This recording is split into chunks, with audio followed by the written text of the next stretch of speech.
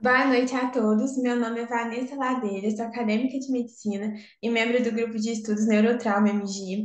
Nosso grupo é uma parceria entre a Academia Brasileira de Neurocirurgia, a Sociedade Mineira de Neurocirurgia e a Sociedade Brasileira de Atendimento Integrado ao Trauma.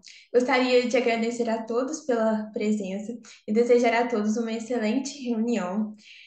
Também gostaria de lembrar que o nosso canal no YouTube é Neurotrauma MG e o nosso Instagram também. E para vocês nos seguirem lá e se inscreverem no nosso canal, porque é onde a gente compartilha sobre as nossas reuniões, deixamos elas gravadas e também as novidades do nosso grupo. Hoje, a nossa reunião é sobre as nuances para o alívio da dor, parte 2, explorando abordagens e técnicas avançadas para o alívio da dor. Contamos com o palestrante Edivaldo Cardoso, que é docente na FAMED da Unifal e também é neurocirurgião nas Santas Casas de Alfenas e Ribeirão Preto, além de ser neurocirurgião funcional.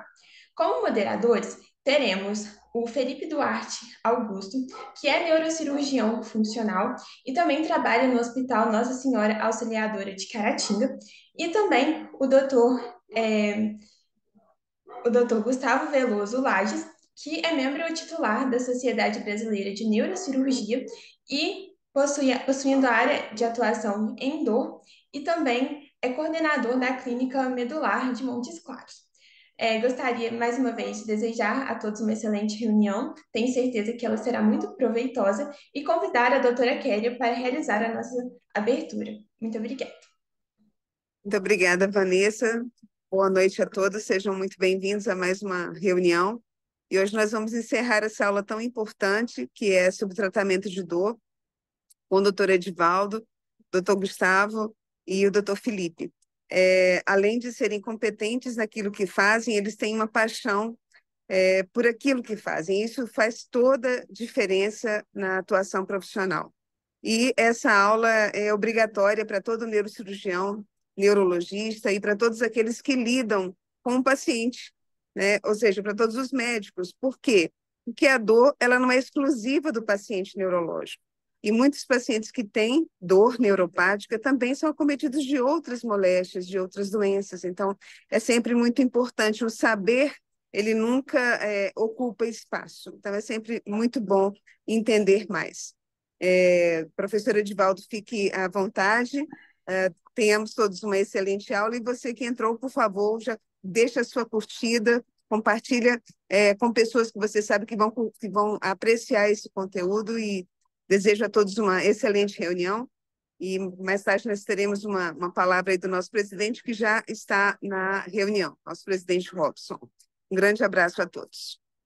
Boa noite a todos. Mais uma vez, obrigado, Robson, obrigado, Kélia, obrigado, Silvio, obrigado a todos que fizeram esse convite e me permitiram tentar falar um pouco mais agora sobre dor, nuances no tratamento da dor. Nessa segunda aula, eu vou agora focar mais em fisiopatologia e tratamento. Vamos começar a dividir a tela.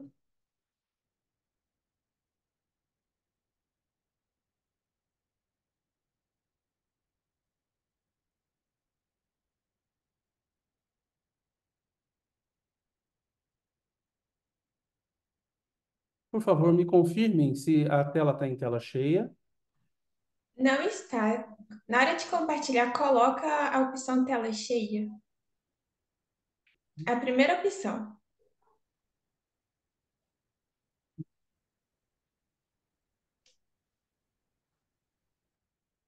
Já estava. Agora, Agora foi certinho. tá. Bom, meu nome é Edivaldo Cardoso, como eu já fui apresentado semana passada, eu sou médico contratado do HC de Ribeirão Preto, sou professor da Faculdade de Medicina da Unifal, sou neurocirurgião das Santas Casas de Ribeirão Preto e de Alfenas, sou titular da Academia Brasileira de Neurocirurgia e da Sociedade Brasileira de Neurocirurgia. Não tem absolutamente nenhum conflito de interesses no assunto, tá? Não tem nenhuma forma de conflito de interesse. Como sempre que a gente começa nossas reuniões, eu vou colocar de novo esse quadro clínico. É uma mulher de 38 anos com uma lombalgia que estava dificultando atividades laborativas e também algumas atividades de vida diária. O quadro teve início há 2 semanas, durante uma atividade física intensa em academia.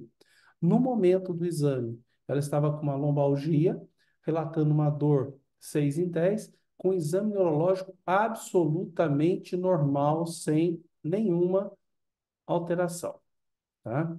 É, esse é o quadro que nós vamos discutir ao final. Bonica, no seu clássico, Management of Pain, seu livro clássico, tem um capítulo lá que o Turk e o Okifuji chamam a atenção de que há vários sistemas de classificação que falam sobre a taxonomia abrangente da dor, e essa taxonomia, essa classificação da dor, requer avaliações multifatoriais, físicas, psicossociais e componentes comportamentais. Normalmente, nós nos atemos como a parte física, raramente psicossociais e muito, muito raramente componentes comportamentais. Sherrington já havia feito a hipótese de receptores periféricos específicos para sensibilidade. Então, haveria um receptor específico para sensibilidade dolorosa, um receptor específico para sensibilidade de pressão, outro para de calor, outro de frio. Ele fez essa divisão. Em relação à dor, ele falou que havia dois receptores específicos, basicamente um receptor de terminações nervosas livres ligados às fibras C e outros receptores ligados à fibra A. Será? Realmente? Será que nós temos receptores específicos para dor? Porque, por exemplo, uma grande pressão também será classificada como dor. É muito interessante que se você escutar um som muito alto, você vai interpretar como dor. Se você tiver uma luz muito forte, vai doer os olhos. Então, apesar de nós termos receptores específicos para dor, qualquer estímulo intenso também será interpretado como dor. Mas, e quando nós temos dores e não temos um motivo periférico para essa dor? Por exemplo, uma dor pós-AVC. Quando você tem uma dor pós-AVC, você não tem nenhum estímulo periférico. E você pode sentir uma dor em todo o hemicorpo intensa e que não para, constante. E quando um estímulo que não é doloroso, por exemplo, um carinho, um, um, um afago, às vezes até o próprio o vento batendo no corpo, é interpretado como dor. Como é que fica isso? E um receptor que não é doloroso, ele pode se transformar em doloroso? Por exemplo, eu vou à praia com a minha amada, com o meu amado, passo o dia na praia, como bom mineiro que eu sou, eu vou à praia e fico lá lagarteando, deitado. Quando eu volto à noite para casa, eu estou com a pele toda vermelha, inflamada. O simples contato da pessoa amada na minha pele é capaz de trazer uma dor lancinante. E se por um acaso eu encostar ou bater o meu ombro, o meu braço, que está com aquele processo inflamatório, aquilo que deveria ser um estímulo nociceptivo de atenção passa a ser interpretado como uma dor terrível. Então, estímulos que deveriam ser gozosos, gostosos, prazerosos, podem se transformar em dor. Por exemplo, o cafuné da minha amada na pele, onde eu estou machucado, que eu estou inflamado, ou até mesmo um estímulo que não deveria ser tão doloroso, só chamar atenção, como encostar numa porta, numa maçaneta, pode transformar num quadro extremamente doloroso. Por que isso? Nós temos fibras nervosas que elas são responsáveis por sentir a dor. Basicamente, nós temos as fibras A beta, que são as fibras que transmitem tato, que transmitem o tato discriminativo, vibração, picada, estímulo elétrico, são fibras bastante rápidas. As fibras A delta também são rápidas e elas transportam calor, frio, pressão, aperto e dor de forma muito rápida. Nós temos fibras B, que são as fibras responsáveis pelo transporte visceral, e nós temos as fibras C, que são responsáveis por dor, calor, aperto, pressão elétrica e química. Qual a diferença da A delta para C? É que a delta é mielinizada, então ela tem um transporte muito rápido. Nós temos um pico rápido de sensibilidade. Já as fibras C, por serem amielínicas, elas têm um transporte mais lento e mais persistente. Então, quando você encosta o dedo na ponta de uma agulha ou numa panela quente, você imediatamente retira o braço, porque você passa a sentir uma dor pela a delta, que é muito rápida. E depois você fica com uma sensibilidade dolorosa, prolongada, que é mantida pelas fibras, pelos estímulos das terminações nervosas livres na fibra C. Quando você tem um trauma, quando você tem um problema qualquer, você tem imediatamente a produção de toda a cascata do ácido araquidônico. No local lá, no local do trauma, no local do estímulo, você tem liberação de prostaglandinas e leucotrienos. E essa liberação de prostaglandinas e leucotrienos vai levar à degranulação dos mastócitos. Essa degranulação de mastócitos vai levar à ativação direta de fibras nervosas, macrófagos e linfócitos. Ou seja, além de você começar um processo inflamatório periférico, você também já tem estimulação direta das fibras nervosas. Mas além dessa dessa estimulação das fibras nervosas, a ativação de macrófagos, linfócitos, também vai fazer com que haja liberação de mediadores, como potássio, serotonina, substância P, histamina e cilinas. Essas substâncias vão levar a um aumento da permeabilidade vascular e um aumento do fluxo sanguíneo naquele local, com produção dos sinais clássicos de rubor, calor, dor, tumor e impotência funcional. Então, você passa a não movimentar bem o membro, você passa a não a sentir muito dor naquele lugar, há um edema, que é o tumor, há uma vermelhidão e fica quente. Imediatamente, essas alterações na permeabilidade vascular vão fazer com que essas substâncias que foram liberadas e que fizeram aumento da permeabilidade vascular, elas também serão absorvidas. Então, você vai ter um aumento de substância P, de histamina, cinina, serotonina circulantes. E, obviamente, essas substâncias aumentadas também vão agir lá na medula. Com isso, tem início um processo de sensibilização periférica e aquele estímulo doloroso, que deveria ser um estímulo pequeno, autolimitado, restrito, passa, então, a ter um estímulo muito maior, não só em nível periférico, das terminações nervosas livres que estão naquele local, como também agora à distância, tanto em nível de nervos periféricos, como em nível de gânglio, da raiz dorsal e, finalmente, no próprio corno posterior, basicamente, as lâminas 3 e 5 de Hescher, lá na medula, também são ativadas, que é essa figura aí. Então, nós temos um trauma, um estímulo nociceptivo qualquer, imediatamente há uma liberação de mastócitos. Esses mastócitos degranulados vão estimular os nervos e também vão fazer uma contração muscular preventiva, profilática, para que não aumente a lesão, e vai haver uma vasodilatação.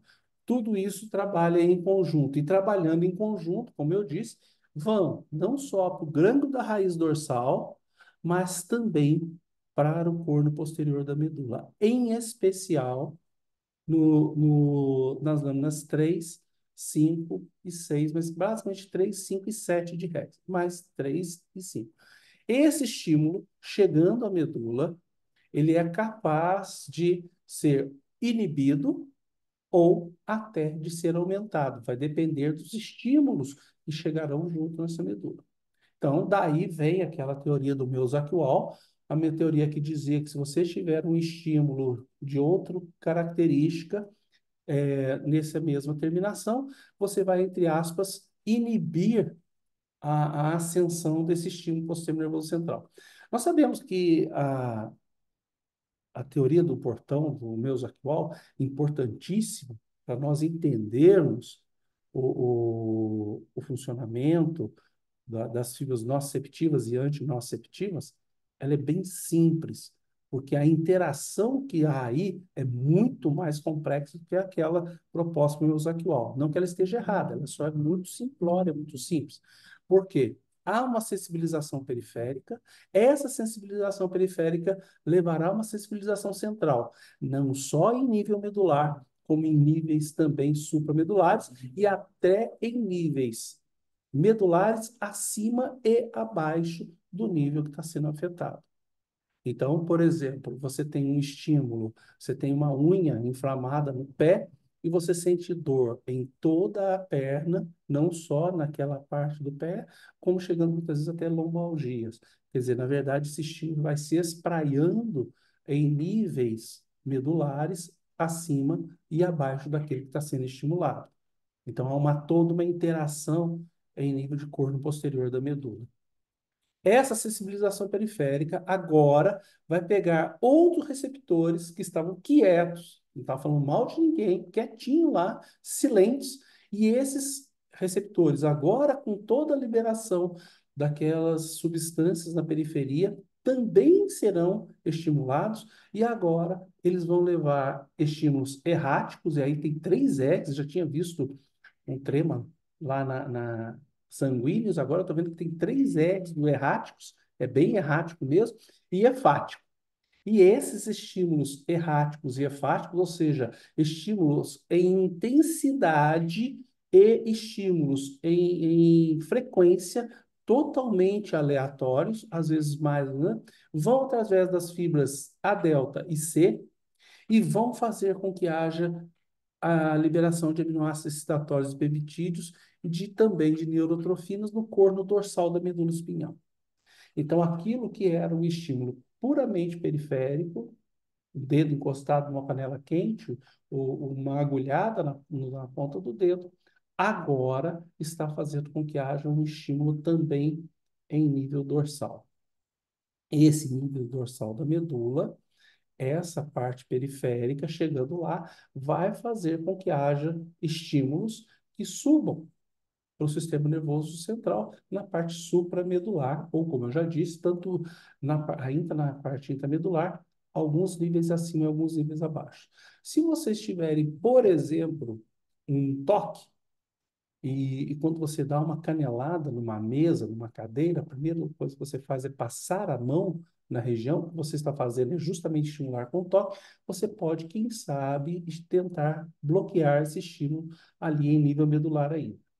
Mas, quando você tem, por exemplo, um processo inflamatório periférico, com esses estímulos de nociceptores, e estímulos em engano dorsal da medula espinal, isso vai chegar em nível de medula espinal e vai subir.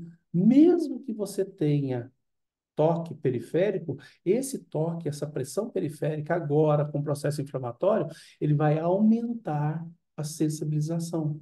Porque como você tem liberação de ocitocinas, de toda a cascata do ácido araquidônico lá, de ocitocina, de prostaglandina, de toda a cascata do ácido araquidônico, você então agora vai ter um maior estímulo em nível medular. Esse maior estímulo que deveria, como já foi visto antes, diminuir, segundo a teoria do Mesos-Arquival, os estímulos, agora ele vai potencializar. E isso, então, será entendido pelo cérebro, pelo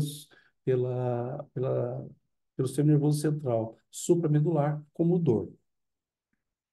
Essa sensibilização central, ela começa com uma sensibilização medular, mas ela vai causar alterações nos impulsos periféricos também, tanto positivas como negativas, ou seja, tanto aumentando quanto diminuindo os impulsos periféricos, e vai ocorrer uma redução do limiar ou até um aumento da resposta aos impulsos aferentes. Isso vai levar a descarga persistente após estímulos repetidos e ampliação dos campos receptivos dos neurônios do corpo dorsal. O que eu quero dizer com isso? Aquele estímulo periférico agora, que deveria estimular um pequeno ponto na medula, faz uma sensibilização dos neurônios do corpo e vários campos neuronais, vários outros neurônios que estão naquela parte próxima àquele primeiro que deveria ser inibido, agora também são afetados. E eles sendo afetados, eles também fazem descargas, eles também estimulam para que esses estímulos vá ascendendo sem ser inibido. Então, aquele simples estímulo periférico, um dedo encostado na panela quente, agora vai ser mantido também em nível supramedular. De novo, voltamos àquela sensibilização central, começa periférica, ela vai central. Os receptores inotrópicos ou receptores rápidos, na quais a ligação de um neurotransmissor é parte integrante do canal isônico, eles são estimulados de maneira rápida. Porém, nós também temos receptores mesotrópicos. Normalmente, a gente só fala dos inotrópicos, aquele de íons, cálcio, fósforo, potássio, aqueles que vão rápido. Mas nós temos receptores lentos. E esses receptores lentos são aqueles que vão modular as nossas transmissões. No caso de dor, eles podem aumentar ou podem diminuir. Daí a gente chama de sistema neuromodulador, no caso, neuromodulador da dor. Esse sistema neuromodulador da dor, ele pode estimular a liberação de neurotransmissores excitatórios, como glutamato e aspartato, lá no corno dorsal da medula espinhal. Essa liberação de glutamato e aspartato vai fazer com que haja uma excitação naquela região pelos estímulos periféricos. Então, veja, nós temos agora um aumento da excitação periférica pelo processo inflamatório. O processo inflamatório, tanto diretamente pelo nervo como indiretamente pela via sanguínea, é capaz de também causar um estímulo em nível medular. Em nível medular, a essa excitação, tanto dos receptores ionotrópicos rápidos, mas principalmente os receptores metabotrópicos, que são os lentos, que são ligados às proteínas G, isso vai fazer com que haja uma liberação de glutamato aspartato. A nossa medula fica pronta a responder, fica pronta a reagir. E aí, o que quer dizer isso? Você tem um estímulo periférico, o corpo detecta esse estímulo periférico, um estímulo nociceptivo, ele imediatamente dá um arco reflexo motor, você retira a mão da proximidade daquele estímulo periférico, pode ser calor, pode ser pressão, pode ser elétrico, qualquer coisa, você retira de perto, isso é um arco reflexo muito rápido. E imediatamente, o processo periférico estimula a medula no seu corno posterior. Há uma tentativa inicial de bloquear esse estímulo em nível medular. Caso não seja possível, tanto o estímulo no corno da raiz dorsal, do gânglio da raiz dorsal, como na própria medula, nos próprios neurônios do corno dorsal, vão tentar inibir. Não conseguindo fazer isso, haverá então uma sensibilização ascendente e isso aí vai ser visto em nível de bulbo, rosto vento medial, em nível de hipotálamo, tálamo, até em níveis também de percepção do parietal e do córtex motor. É muito interessante que as fibras ascendentes que a gente aprende lá na faculdade, que elas vão terminar no giro pós-central, o que nós não aprendemos é que 70% dessas fibras, elas terminam, na verdade, no córtex motor. Porque isso é uma coisa que a gente fala assim, nossa, mas que grande novidade, que coisa descoberta fantástica. Não, a natureza é sábia. Eu tenho que modular a minha ação motora pelo estímulo que eu tenho da periferia. Então, todo estímulo periférico, não só o doloroso, mas todo estímulo periférico, 70% vai para o córtex motor. Isso terá importância lá na frente. E também vai para o córtex pré-frontal, e via córtex pré-frontal mais hipotálamo, a gente está estimulando todo o sistema límbico. Daí que gato escaldado tem medo de água fria. Aquele que já se queimou, aquele que já se ofendeu, aquele que já foi agredido alguma vez por questão de dor, ele terá medo de se machucar de novo.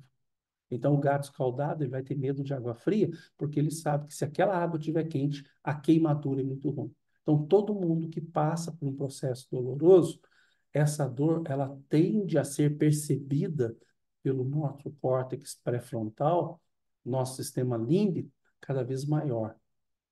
Então, nós temos que fazer o máximo possível para tirar a dor logo de cara, para evitar que haja esse estímulo pré-frontal e que a pessoa tenha dores repetidas. Daí que a gente fala que há uma memória da dor. Então, nós temos que diminuir essa memória da dor, nós temos que diminuir essa experiência, como define atualmente a OMS, diminuir essa experiência dolorosa para que a gente consiga ser feliz. Infelizmente, muitas vezes os doentes chegam para nós com 6 meses, 1 ano, 2, até mais anos. Eu já tive paciente que eu atendi com 40 anos de dor. Obviamente, as experiências dolorosas dessa pessoa modificaram todo o processo de vida dela, todo o relacionamento dela social, o comportamento dela é outro. E então é isso que nós temos que evitar. Quanto mais rápido nós tratarmos a dor, melhor. As fibras nociceptíveis, elas ascendem tanto pelos tratos espinotalâmico, ou seja, sai da medula e vai até o tálamo, como o espino reticular. Todo mundo sabe disso. Você está sonolento e de repente você recebe um beliscão da sua mãe, você acorda imediatamente e para participar da reunião. Então, o trato espino reticular é capaz de ativar todo o córtex. Isso é um sistema de defesa para que a gente não seja pego de surpresa pelos nossos inimigos. Isso veio desde lá da caverna, mas também é estimulado o espino mesencefálico e através do espino mesencefálico nós podemos estimular outros centros de inibição da dor, como a substância cinzenta periaquedutal, a coluna dorsal pós-sináptica e o espino ponto amigdaliano. Espino ponto amigdaliano, espino da ponte até a amígdala, que também vai fazer a nossa resposta. Porque quando eu sinto um chute na canela, eu fico com tanta raiva na hora. É a minha amígdala liberando adrenalina, liberando as substâncias para que eu possa me defender daquela agressão. Tudo isso foi desenvolvido, obviamente, para nos manter vivos e bem. Mas se eu tenho uma alteração, uma deformação desse sistema, aquilo que deveria ser uma defesa passa a ser uma agressão. E aí a pessoa vai passar a sentir dor constante, mesmo que muitas vezes nem tenha mais o estímulo doloroso presente. Então eu tive uma unha encravada, minha unha já sarou, mas minha dor continua, eu continuo sentindo dor naquela região e tudo mais. Ou às vezes nem tem estímulo periférico, por exemplo, as pessoas têm fibromialgia, há uma deformação de todo esse sistema e as pessoas passam a sentir dor, mesmo sem ter um estímulo periférico, sem ter uma unha encravada, sem ter nada. E aquela pessoa que tem dor, lembre-se do gato escaldado, qualquer estímulo doloroso será interpretado de uma maneira muito aumentada. Então, se eu tenho fibromialgia e eu vou fazer a minha unha e a, a pessoa que está fazendo a minha unha machuca a minha cutícula, a minha dor vai ser muito mais aumentada do que a pessoa que está do lado e não tem fibromialgia. Tudo isso é explicado por todo esse sistema. Algumas dessas fibras vão terminar no núcleo talâmico e de lá, no talâmico, no caso, vento posto medial, e depois vão para o córtex cerebral somestésico, S1 e S2, ínsula e singular anterior. Isso aí é o que a gente aprende na faculdade, é a parte mais simples, mais objetiva, tá? Mas nós já vamos ver que não é só isso.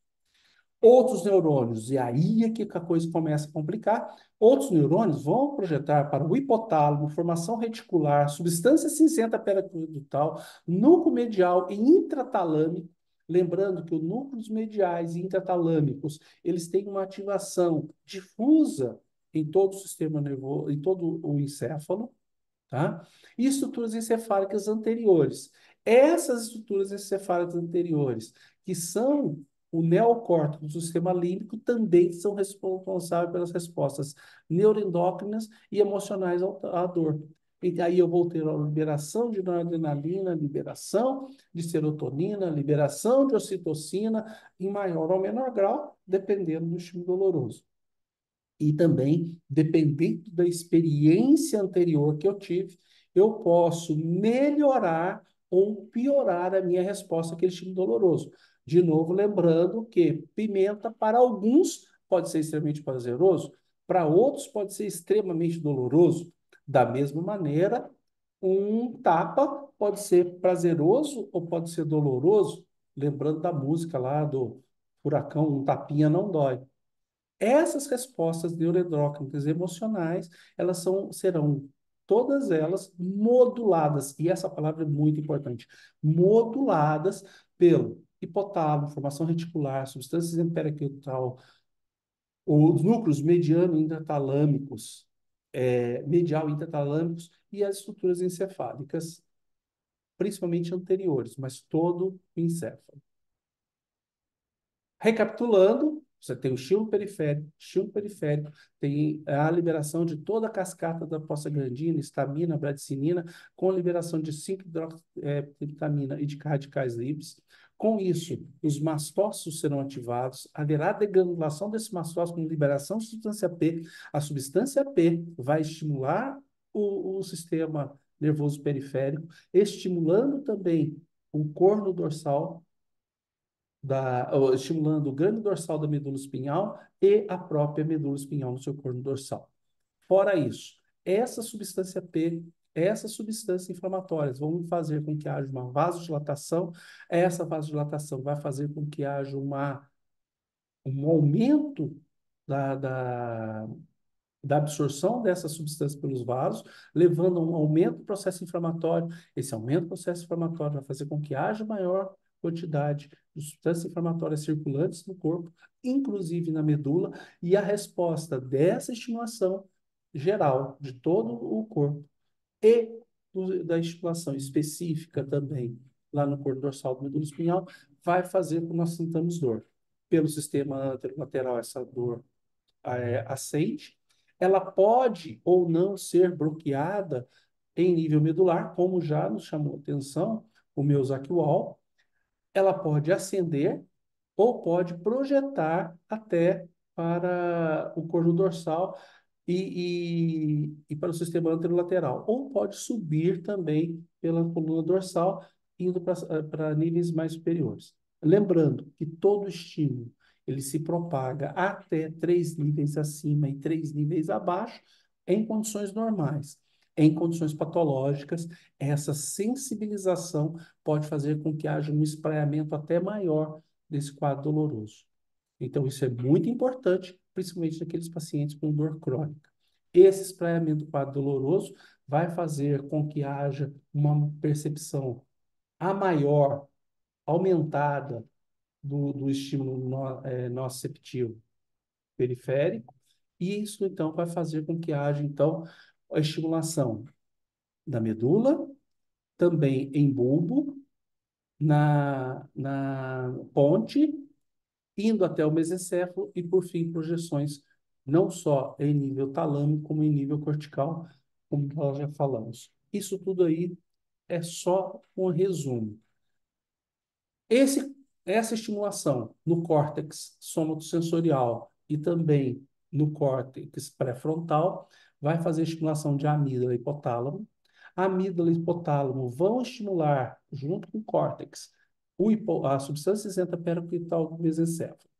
Essa substância isenta periaquetal do mesencéfalo vai fazer estímulo no núcleo parabraquial, formação reticular bulbar, que é inibitória, assim como nós temos uma substância reticular ativadora ascendente, nós temos que lembrar que nós também temos uma substância reticular inibitora descendente em nível bulbar.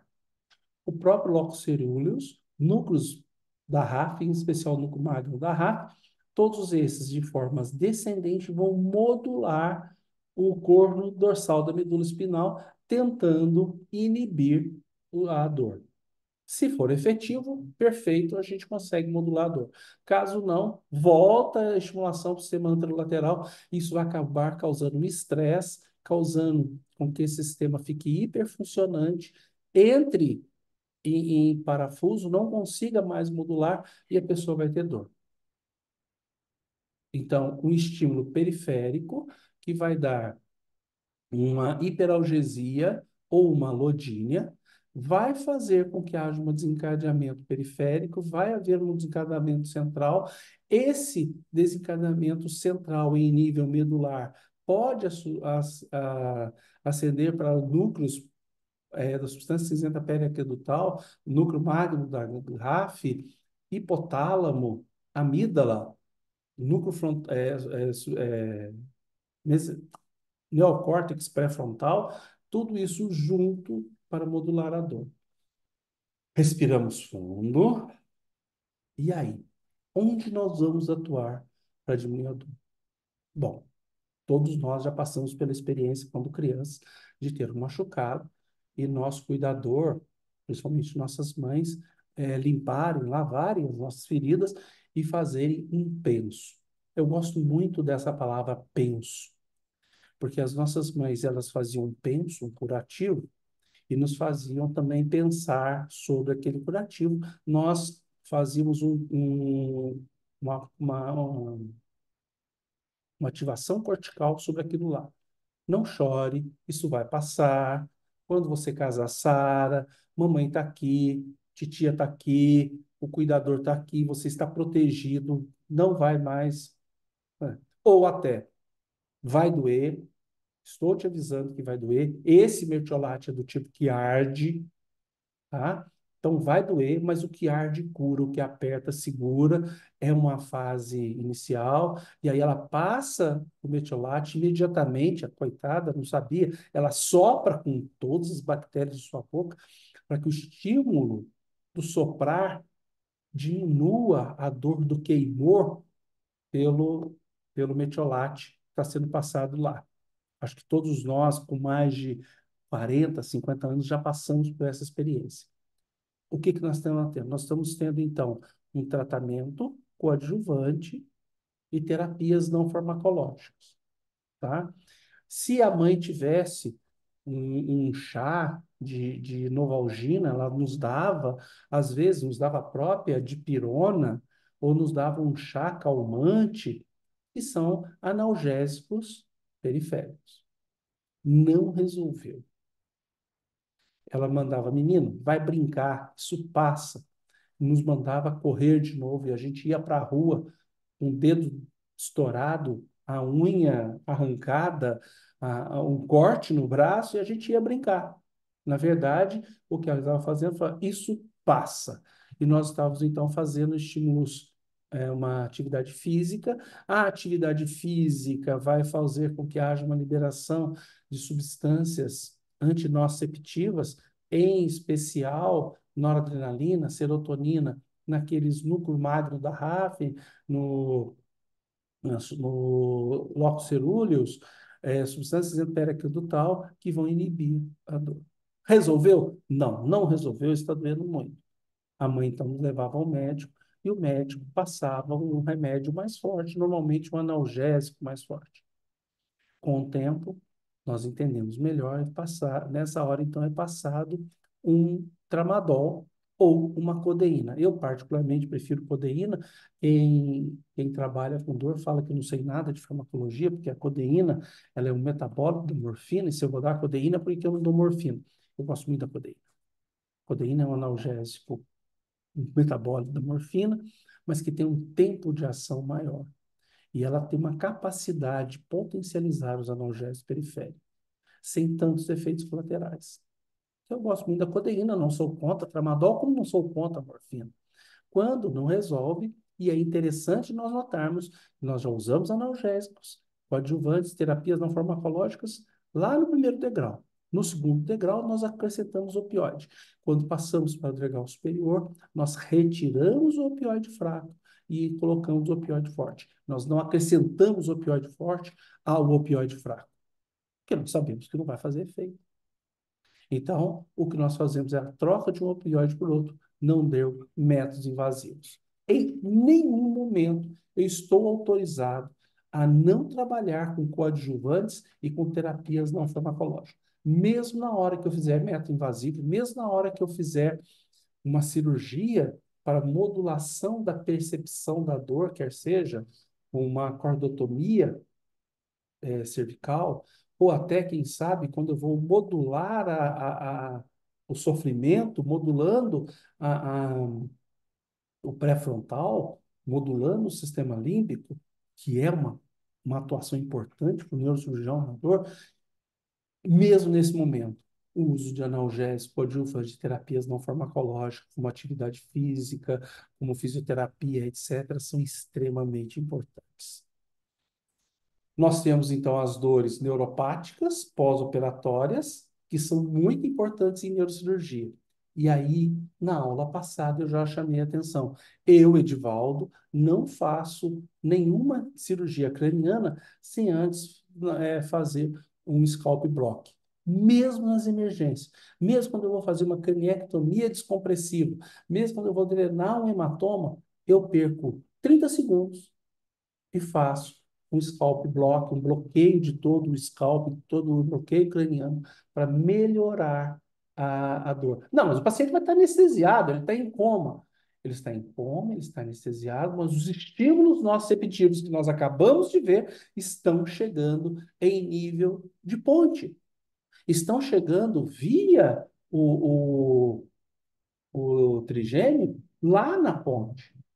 E se eu puder diminuir isso, eu vou diminuir todo esse estímulo, eu vou diminuir toda essa sensibilização em nível já de ponte, e com isso, então, o doente vai ter uma melhora. Além do que, eu fazendo um bloqueio periférico, lembra que eu falei, o estímulo do próprio nervo também vai fazer com que haja liberação de processos inflamatórios periféricos. Se eu bloqueio esse estímulo, o processo inflamatório periférico também melhora. Então, isso tudo é importante. Então, para diminuir minha dor neuropática pós-inflamatória, eu faço scalp block. E quando você vai fazer a abordagem em medula de volta? Eu vou fazendo anestesia plano a plano.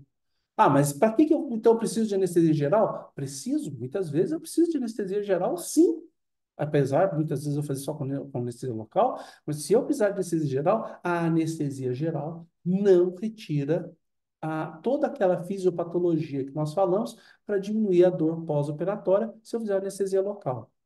Claro que há dores causadas por lesões traumáticas e compressivas, lesões de nervos periféricos, fratura nos braços com ruptura de nervo radial, de nervo ulnar, ou quem sabe uma compressão medular por uma fratura do corpo vertebral. Essas dores também precisam ser tratadas e elas devem ser tratadas de uma maneira sempre holística, sempre olhando o todo. Eu vou tratar a parte central, mas eu também vou tratar a parte periférica. Ou melhor, eu não posso esquecer que tratando a parte periférica, eu também preciso tratar a dor central, que é o que normalmente acontece. As pessoas começam a tratar a periferia e esquecem de tratar a central. Dor referida versus a dor localizada em pacientes neurocirúrgicos é uma coisa muito importante. Lembrar que esses pacientes, muitas vezes, por exemplo, têm um hematoma e eles sentem dor em todo o hemicorpo, que é uma dor referida, mas ele também é aquele paciente que pode estar com uma compressão por um tumor de Pancoast, e essa compressão dá uma dor referida em todo o membro superior. E muitas vezes a gente vai procurar membro superior, não acha. Ou até o que é mais comum, aconteceu inclusive com um familiar meu. Um familiar me procurou para eu fazer uma cirurgia na coluna cervical dele, que ele estava com muita dor no braço, com uma pessoa idosa e que a coluna cervical toda degenerada. A hora que eu fui examinar esse familiar, um grande quadro de neuropatia ao nível do túnel do carpo. Falei, calma, vamos primeiro tratar o quadro de túnel do carpo e vamos ver o que fica para ver se a gente vai precisar realmente abordar a medula, embora tenha uma degeneração, mas mais de 80 anos, vai ter degeneração mesmo. Fiz a cirurgia do túnel do carpo e a pessoa continua com dor, Mas uma dor que era extremamente incapacitante, agora é uma dor perfeitamente suportável. Ou seja, a degeneração de coluna continua, mas a dor que a pessoa sentia em todo o braço, inclusive cervical, era, na verdade, uma dor referida de uma dor de túnel do carpo. Nós temos que ter essa visão holística. Tem que olhar o paciente como um todo, sempre. O uso de analgesia multimodal é extremamente importante. É extremamente importante. Nós temos que tratar a dor também com bloqueios periféricos, também com uso de analgésicos, mas também com uso de antipsicóticos, com o uso de antiepiléticos, com o uso de antidepressivos, e é claro que eu tenho que levar o quadro clínico do paciente como um todo. Um paciente que tenha um sério problema cardíaco, eu tenho que pensar duas vezes antes de passar para ele um antidepressivo tricíclico. Mesma coisa se ele tiver glaucoma ou, quem sabe, um prostatismo muito grande, eu vou ter que pensar duas vezes. Ah, mas ele tem prostatismo, ele tem glaucoma, ele tem cardiopatia, eu não posso passar antidepressivo. Depende, depende. Você tem antidepressivos que têm menores ação, então você pode adaptar isso. Muitas vezes eu tenho dificuldade de usar antidepressivo, mas eu posso atuar com antiepilético, com antipsicótico, tudo isso nos coadjuvantes, ainda no primeiro degrau, tentando modular de forma central. Não esquecer que a dor ela é modulada por neurônios e que neurônios respondem muito bem a antiepiléticos, principalmente os mais antigos, como a carbamazepina, como o ácido valproico, uma fenitoína, muitas vezes esquecida, mas essas substâncias atuam muito bem nos neurônios, inclusive neurônios de dor, e ainda temos os antipsicóticos. Lembrar sempre o papel da abordagem individualizada no manejo da dor. E aí entra uma coisa muito interessante. O doente é único, mas a equipe nunca é única. Não tem como um neurocirurgião tratar esse doente de uma maneira integral sem a ajuda de um psicólogo, sem a ajuda de um fisioterapeuta, sem a ajuda de um enfermeiro, sem a ajuda de outras especialidades médicas como reumatologista, como oncologista, como ortopedista. Então, a abordagem é individualizada ao doente, mas a equipe é sempre multi e principalmente interdisciplinar. Eu não posso puxar para um lado e o ortopedista puxar para o outro, o fisioterapeuta puxar para o outro, o psicólogo puxar para o outro. Nós vamos desmembrar esse doente. Não é isso que nós queremos. Nós queremos uma ação junta, conjunta, atuar todos nós numa mesma direção, falando mais ou menos a mesma língua. Nós temos, no tratamento farmacológico da dor, anti-inflamatórios, não esteroidais, nós temos antidepressivos, e quanto mais antigo o antidepressivo, por exemplo, os antidepressivos tricíclicos, eles têm uma potência maior, depois os duais, depois os seletivos, mas a gente sempre tem que adaptar isso ao doente. Nós podemos usar antiepiléticos. Hoje em dia, eu falo que tem uma onda dos gabapentinoides. Para mim, infelizmente, os doentes que chegam para mim já são doentes que já passaram por vários médicos, raramente o gabapentinoide está resolvendo. Eu sou obrigado a lançar mão dos velhinhos, como carbamazepina, como ácido valproico, como fenitoína, às vezes até fenobarbital, para tratar essa dor. Os antipsicóticos, é bom a gente lembrar que o primeiro antipsicótico descoberto, que foi a, a gente, eu estou com ciclobenzaprina, o Ampliquitil, que é o nome comercial, esqueci o nome dele agora, daqui a pouco eu lembro, Corpramazina. A Corpramazina, ela foi, em 1941, ela era usada como um adjuvante anestésico, e eles viram que os pacientes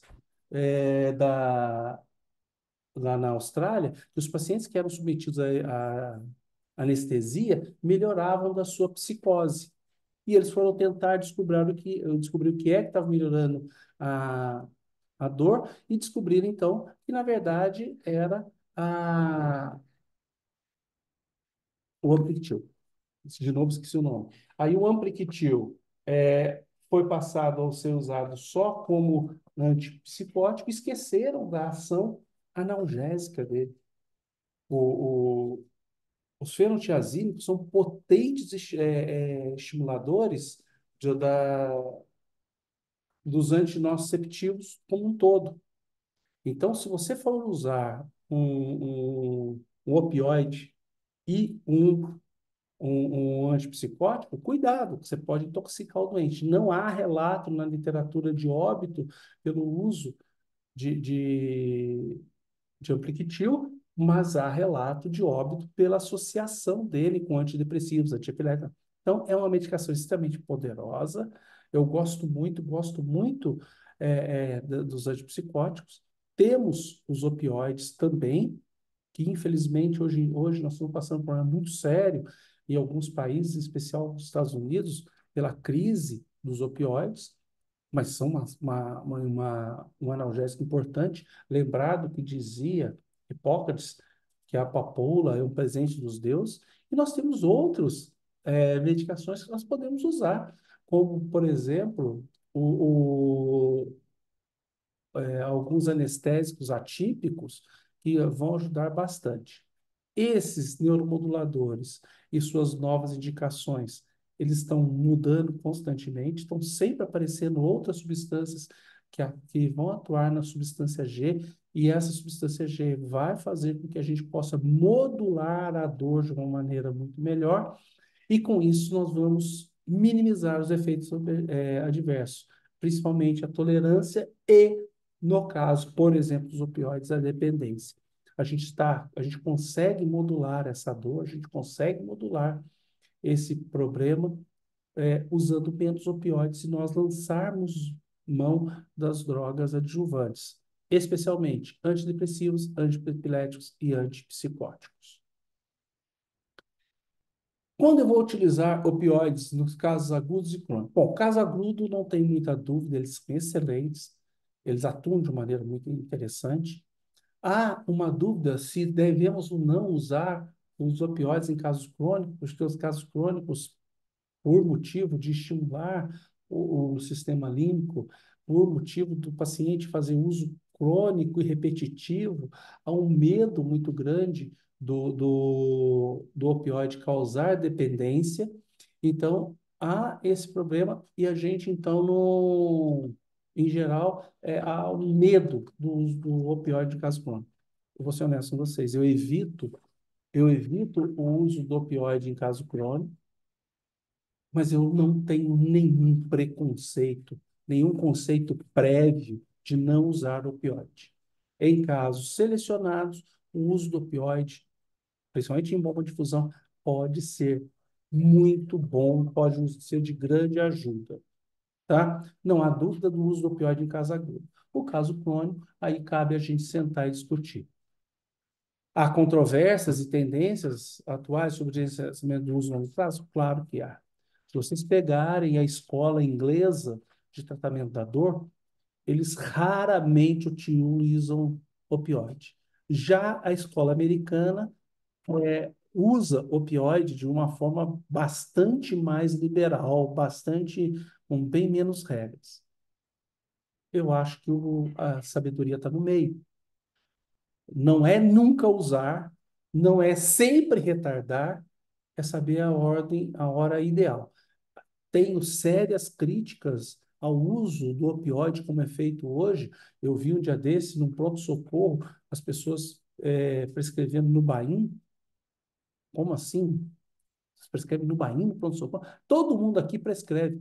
Médicos recém-formados, sem conhecimento da farmacologia adequada, prescrevendo Nubain, que é um opioide potente, que tem uma ação não só analgésica, mas também inibitória do próprio opioide. Então, assim, como assim vocês usando isso? Não é assim. Qual a indicação? Qual o protocolo? Então, eu tenho, certo. Mas acho o opioide maravilhoso, por exemplo, no manejo da dor pós-operatória. O uso dos opioides adesivos é excelente para dor pós-operatória, em especial nas dores, por exemplo, de coluna, que normalmente são bem dolorosas. Eu faço analgesia local, obviamente é feita analgesia intraoperatória. Às vezes, eu até aplico a ropivacaína em dose baixa, 2 ml na medula, mas eu não abro mão do uso do opioide no pós-operatório, principalmente o opioide adesivo, que facilita muito essa abordagem da dor aguda. Tudo no intuito de que essa dor não consiga atingir a parte mais supramedular, não atingindo o supramedular, não causando a tal da, vou usar uma aspas enorme, memória da dor. Não tendo essa memória da dor, eu vou evitar grandes problemas futuros. E os métodos invasivos? Quando eu vou fazer um bloqueio, quando eu vou fazer uma radiofrequência, quando eu vou fazer uma cirurgia, quando? A primeira regra, por incrível que pareça, do quando desculpa, antes do quando eu vou fazer bloqueios farmacológicos periféricos, musculares, facetários, radiculares, peridurais, intrarraquianos, bloqueio periférico de joelho, de faceta medular, me chama? Faceta articular da vértebra. Há vários bloqueios que eu posso fazer. Esses bloqueios são muito bons. Eu sou fã dos bloqueios. Lembrando que ele não é tratamento final. Toda vez que eu faço um bloqueio, eu tenho que ter em mente que esse bloqueio ele é um passo.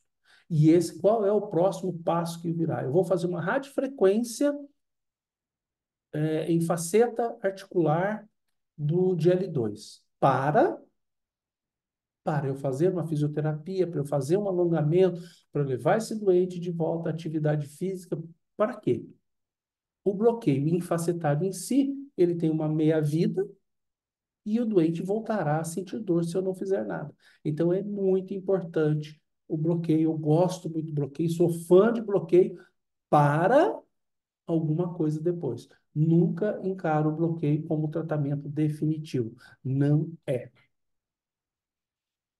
Tem outras formas de modular a dor, como, por exemplo, a magnética transcraniana. Adoro, gosto muito. Nós temos um projeto bastante forte, robusto, aqui na Faculdade de Medicina e Fisioterapia da Unifal. Nós temos um aparelho aqui de estimulação magnética transcraniana e nós estamos montando agora um projeto com outras faculdades, tanto do Brasil quanto fora.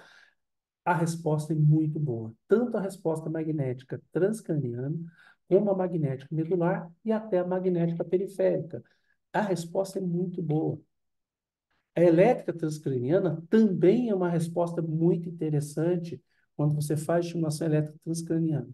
Eu tenho medo, e aí sim, eu tenho um medo bastante grande, é de quem faz, e não do método em si. De novo, quem faz está apto a fazer, ele tem consciência do que ele está fazendo, porque quando eu faço a estimulação magnética transcraniana, eu estou estimulando um monte de estruturas encefálicas, direta e indiretamente, no local e à distância.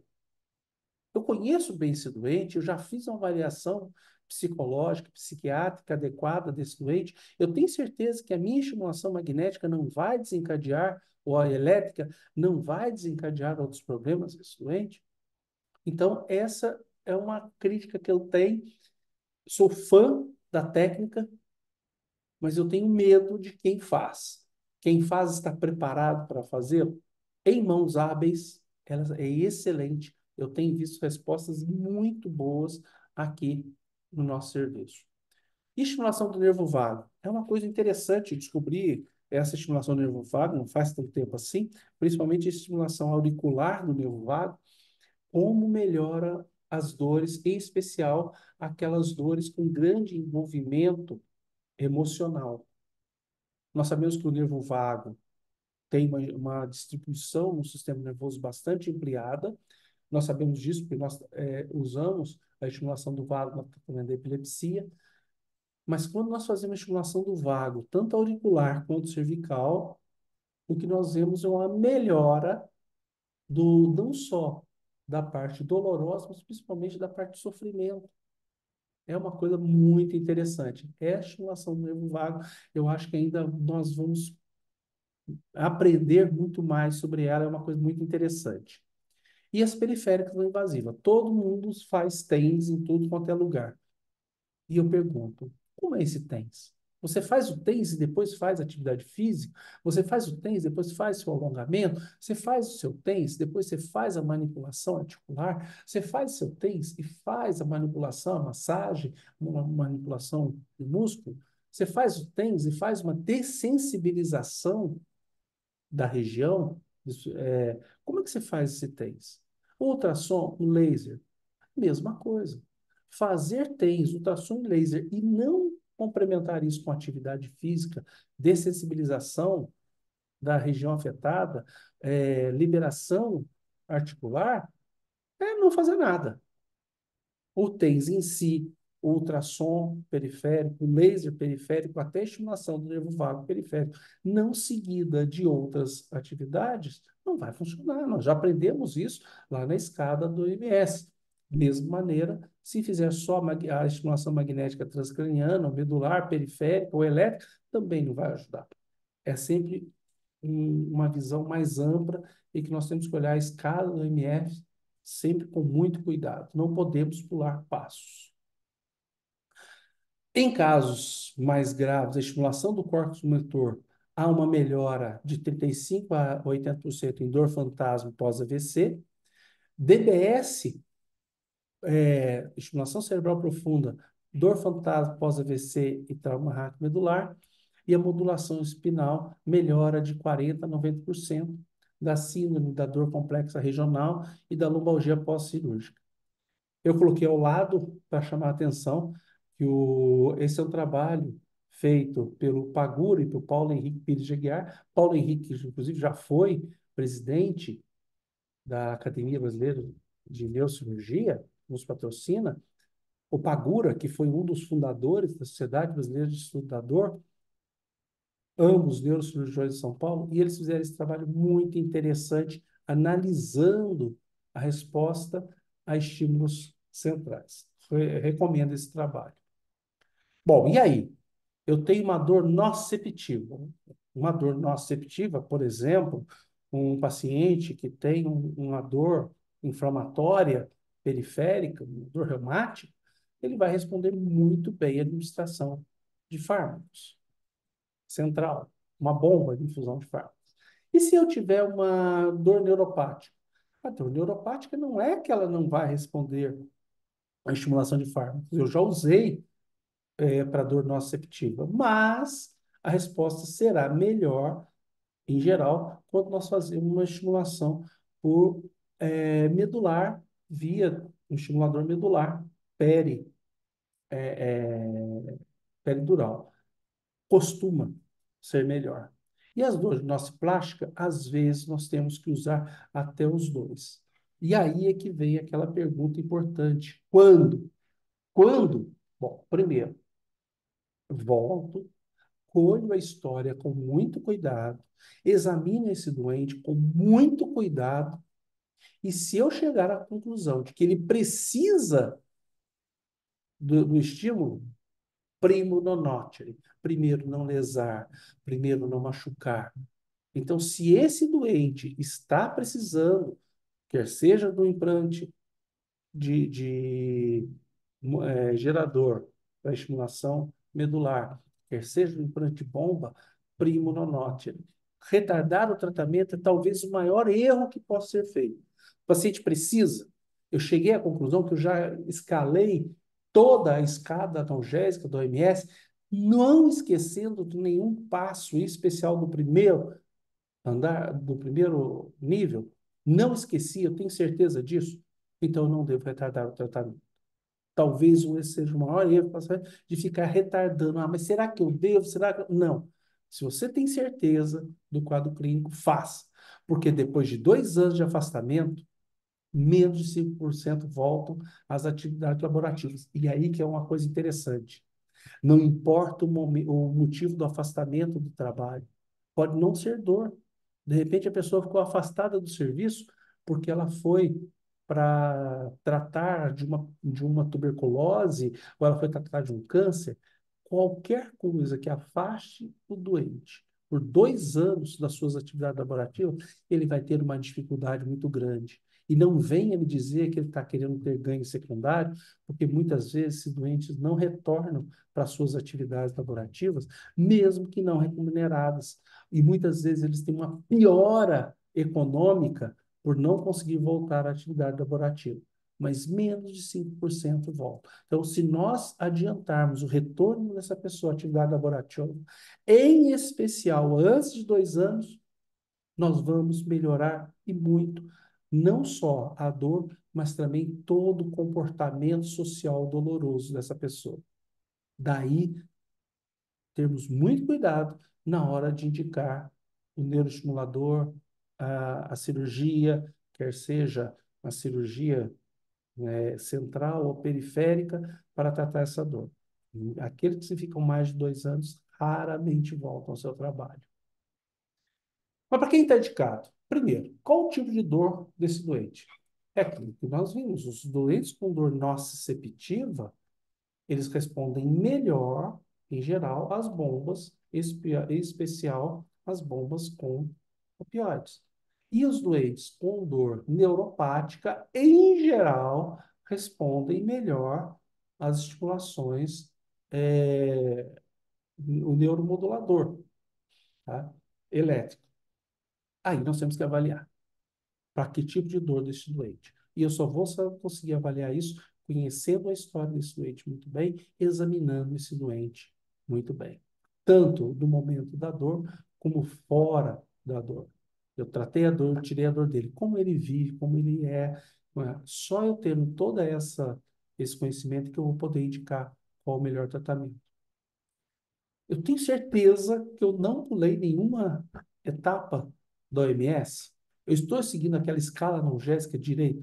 É muito comum receber pacientes para implantes de estimulador medular, que eu prefiro modulador medular, ou para implante de bomba, em que não foi seguida a escala analgésica. Pulou-se, por exemplo, a fisioterapia, pulou-se a parte não farmacológica, pulou-se a parte de atividade física, e aí o doente já vem para não, peraí, vamos voltar lá no começo, vou começar de novo, e aí vamos ver como é que fica. Eu tenho certeza que eu esgotei todas as minhas possibilidades medicamentosas, eu não tenho mais outras medicações que eu posso usar, será que se eu melhorar a espasticidade desse doente com baclofeno, eu não melhoro a dor dele, eu não preciso fazer isso? Será que se eu usar outras formas de tratamento, como bloqueios, etc., eu não posso evitar isso? Especialmente, será que eu usei todos os adjuvantes? Eu tenho domínio dessa medicação?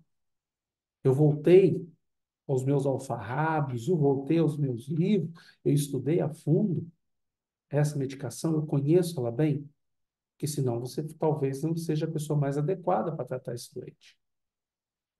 Qual o perfil psicológico do doente? Lembrar que todo doente crônico, não é só o doente com dor, não. O doente cardiopata crônico, pneumopata crônico, o doente com doença de Crohn, o doente com epilepsia, qualquer doente crônico, ele tem um perfil psicológico muito especial. Ele tende a ter depressão e labilidade emocional bastante acentuada. Eu tenho que levar isso em conta, até na hora de indicar o opioide para esse doente. Tá? Eu preciso levar isso muito em conta. Esse perfil psicológico do doente é muito importante. E uma coisa que eu falo sempre: o médico é o primeiro medicamento a ser prescrito. Todos os meus doentes têm o meu telefone. Meu telefone mesmo, particular, meu celular. Como assim? Eu prefiro que o doente me ligue por bobagem do que fazer a bobagem de me ligar. Isso acaba criando uma segurança para o doente, que ele sabe que se ele me ligar, eu vou atender. Ah, mas você não é chamado de madrugada, fora de hora, para. Não. Para ser honesto, eu tenho mais de 15 anos que todos os meus doentes têm no celular, e até hoje eu fui chamado uma vez.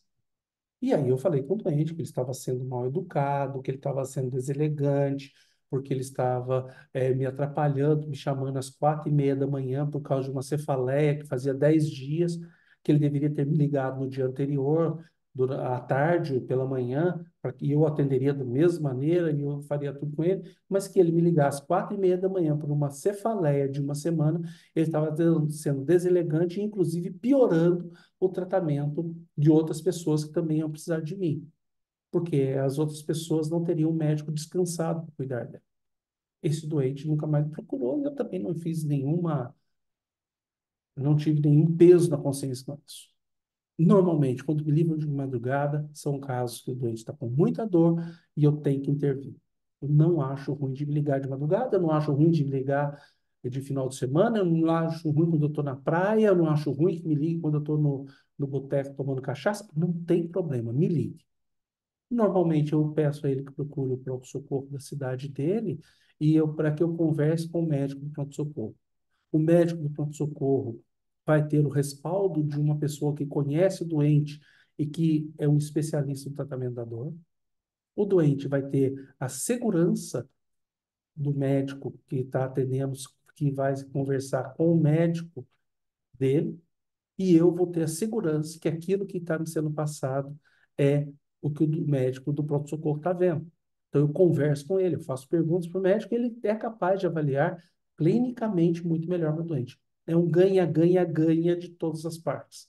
Eu prefiro isso do que o doente passar, às vezes, a noite inteira sentindo dor, e quando ele for procurar de manhã, ele já está num quadro psicológico totalmente abalado, totalmente descompensado, porque ele passou a noite inteira sentindo dor. Então, essa é uma coisa muito importante. Lembrar que todo doente crônico tem um comportamento psicológico muito, muito especial. Ele está fazendo atividade de vida diária e, principalmente, ele está fazendo atividade física.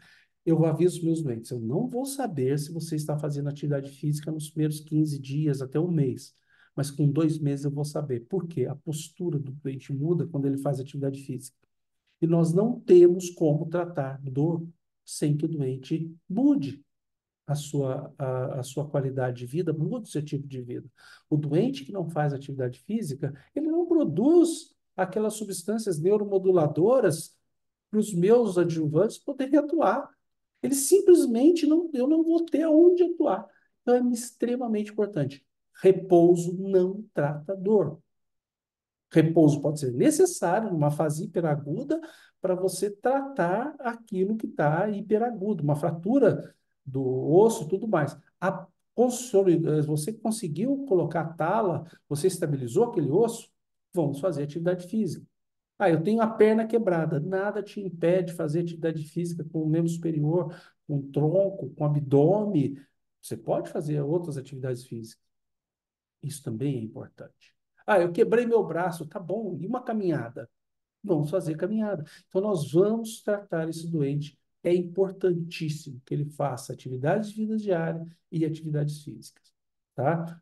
Eu até coloquei em caixa mais alta, a tamanho da letra é maior, porque é muito importante. Eu não entendo o tratamento da dor sem uma atividade física, sem uma medicina física associada. Esse paciente, como está a musculatura dele? Muitas vezes os pacientes eles têm uma atrofia muscular grande, uma sarcopenia importante. Como que eu vou botar esse paciente para fazer atividade física se ele tem sarcopenia? Como eu vou botar esse paciente em pé se ele tem uma espasticidade brutal associada? Às vezes ele vem com queixa de dor e nós temos que tratar, na verdade, a espasticidade. Ou, muitas vezes, é o contrário. Um dos pacientes que eu tratei é um paciente que veio para mim com queixa de lombalgia, já com todos os exames pré-lombalgia, e ele andava de muleta porque ele tinha sido amputado a perna, ainda na infância. Curioso que sou, perguntei a ele se ele não tinha dor naquela perna, e ele ficou muito bravo comigo. Como que ele pode sentir dor numa perna que ele não tem? Eu expliquei para ele o que era síndrome fantasma, dor fantasma, e ele falou que ele nunca deixou de sentir a perna e que várias vezes no dia a perna doía. Falei, tudo bem, vou pedir alguns exames atualizados para o senhor e vou passar algumas medicações para tentar diminuir essa dor que já está sentindo na perna, enquanto a gente decide sobre o seu problema na região lombar. Ele me volta, ele era de uma região do Nordeste, ele me volta 2 meses depois, voltou para casa da irmã, me procurou, e aí ele veio de muleta, andando, eu falei, e aí, como é que estão suas dores? Não, não, melhoraram muito. Assim, você fez os exames que eu falei? Fiz, está aqui. Mas, doutor, não quero operar a coluna, não. Não, estou falando que você vai operar a coluna. Eu quero saber como é que está a sua coluna para a gente tratar a sua dor lombar. Não, não. Depois que o senhor tirou minha dor do pé, aquele pé que eu cortei lá quando eu tinha 13 anos, a minha dor lombar não tem importância nenhuma. Eu tenho a dor, ela está aqui. Mas o que realmente me incomodava era a dor do pé. Então, eu tratei uma dor fantasma e a queixa que o doente me veio era uma dor lombar. Da mesma maneira, muitas vezes o doente vem com queixas de dor pós-AVC e a gente encara aquela dor como se fosse uma dor central e muitas vezes devido à espasticidade. Você trata a espasticidade, o doente tem uma deambulação melhor e a dor desaparece. É importante ver o doente como um todo. Qual o tipo de dor desse doente? É uma dor neuropática, nociceptiva, estou seguindo a escala analgésica, eu gostei minhas possibilidades medicamentosas, especialmente adjuvantes, ele está fazendo atividade física e musculatura. E aí? Depois disso, como eu vou dar seguimento no tratamento? Imagine um doente que vai voltar para o Nordeste, num lugar que fica a 3 horas da cidade mais próxima, e eu resolvo colocar uma bomba de infusão nesse doente. Como eu vou dar seguimento nesse tratamento? Eu vou colocar um DBS num doente e vai para um lugar que a forma mais rápida dele chegar em você vai ser se ele pegar o caminhão do leite que passa dia sim, dia não, na região dele, para ele conseguir chegar à cidade e entrar em contato com você. Será que eu devo colocar um implante, quer seja bomba, ou quer seja neuromodulador nesse doente, quer seja em nível medular, quer seja em nível encefálico? Será que eu devo fazer isso para esse doente? Será que não tem outras opções melhores para esse doente? Será que eu devo colocar bomba de infusão, um modelador? Será que eu devo fazer um teste com eletrodo, com esse catéter? E muitas vezes os convênios nos pedem que façamos esse teste. Eu praticamente não tenho feito mais, porque para eu indicar essa bomba de infusão, esse modulador medular, eu tenho que ter muita certeza. Será que eu devo fazer a bomba de fusão e o modulador? E aí o convênio vai dar pulos de raiva, porque são tratamentos relativamente caros, mas será que você faria melhor se eu indicar os dois para o meu doente? E aí nós temos ainda novas abordagens nesse paciente. Eu posso ter abordagem genética e farmacogenômica no tom da dor. Hoje nós sabemos que a epigenética é extremamente importante no controle da dor. Nós temos o canabinoides e a toxina botulínica que estão crescendo, crescendo muito rapidamente, e nós hoje já sabemos que nem o canabinoide nem a toxina botulínica é esse santo graal no tratamento da dor, as respostas não são brilhantes, embora alguns pacientes respondam maravilhosamente bem nessas terapias, elas são terapias, quando bem indicadas para casos específicos, excelentes, e ainda temos o desenvolvimento de analgésicos mais específicos para determinados receptores de dor. Analgésicos, substâncias que vão atuar em dores reumatológicas específicas. Há toda uma nova abordagem no tratamento da dor que a gente tem que estar antenado e tem que estar olhando. E esses doentes neurocirúrgicos que raramente não têm comorbidade, o doente neurocirúrgico que não tem uma insuficiência cardíaca, como eu já falei, ou que muitas vezes tem um hiperprostatismo, que tem um glaucoma, ou esse doente que é depressivo, ou esse doente que tem um AVC, ele merece menos atenção por causa dessa comorbidade, ou ele merece mais atenção por causa dessa comorbidade, ou por causa da comorbidade, ou não merece ser tratado? Gente, temos que abordar esse doente com muito cuidado. Raramente os doentes neurológicos eles têm só uma patologia. Tinha um professor que dizia que a neurologia e a neurocirurgia são a latrina da medicina. Qualquer problema em qualquer lugar do corpo, com certeza vai dar meme em sistema nervoso central. Uma unha encravada é capaz de levar um paciente com uma dor terrível, crônica, durante muito tempo. Um paciente que tenha uma isquemia miocárdica pode ficar com uma dor torácica para sempre. E o cardiologista fala assim: eu não tenho mais o que fazer pelas coronárias dele, pelo coração dele. Tudo que eu podia fazer, mas a dor dele persiste. Para quem que eu mando? Eu mando para o neuro. Ou mando para o psiquiatra. O psiquiatra olha e fala: não, ele não tem nenhum distúrbio psiquiátrico. O problema é neurológico. E nós vamos ter que ver isso. Lembrar que é uma resposta extremamente variável ao tratamento. Você vai ver um oriental com muita dor, quieto no seu canto, e vai ver um ocidental, latino, berrando aos quatro cantos para a dor. Então, é muito importante que a gente tenha isso em volta. A genética interfere na dor, a abordagem social em volta da dor e principalmente a neuroplasticidade melhora da dor. Lembrar do cachorro mordido por cobra tem medo de linguiça, do gato escaldado que tem medo de água fria. Há uma neuroplasticidade, há toda uma modificação do sistema antinocicepção quando há memorização de experiências dolorosas anteriores. Daí a importância do suporte multi e interdisciplinar para esses doentes. Tá? Manejo da dor em pacientes neurocirúrgicos terminais é uma outra coisa. Temos que lembrar que muitas vezes o doente que tem um glioblastoma multiforme, ele sente dor, e muitas vezes é um doente terminal. É aquele doente que tem metástases múltiplas e está com muita dor, e já foi colocado como terminal, e nós temos que tratar a dor dele. Não só a dor dele, como também dos familiares, dos cuidadores, daqueles que convivem com ele. Eu digo que tratar a dor, mais do que tratar o doente, é tratar todo o ecossistema dele, todo o entorno dele, o vizinho, a mãe, o pai, o primo, a esposa, o filho, todo que tem contato com ele. E a necessidade de ter uma integração das equipes de dor e cuidados paliativos. Lembrar sempre que o tratamento não é multidisciplinar, é um tratamento interdisciplinar. O tratamento multidisciplinar, cada um olha o seu ponto. O tratamento interdisciplinar, nós tentamos olhar com o olhar do outro. Então, eu não vou ver como neurocirurgião, eu vou ver como equipe.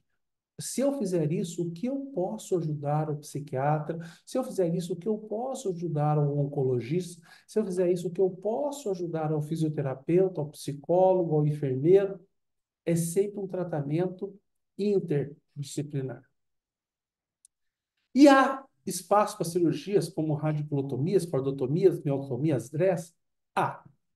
Eu mesmo já dei um spoiler quando eu falei daqueles pacientes que muitas vezes não são passíveis de receber uma bomba de infusão de fármacos, ou não são passíveis de receber um DBS por qualquer motivo, que sentem dor. Eu não posso me negar a tratar esse doente.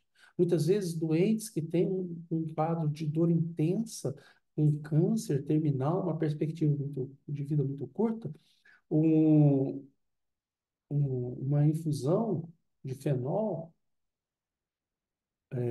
pode tirar toda a dor abdominal nesse doente, por exemplo, tem um tumor de pâncreas.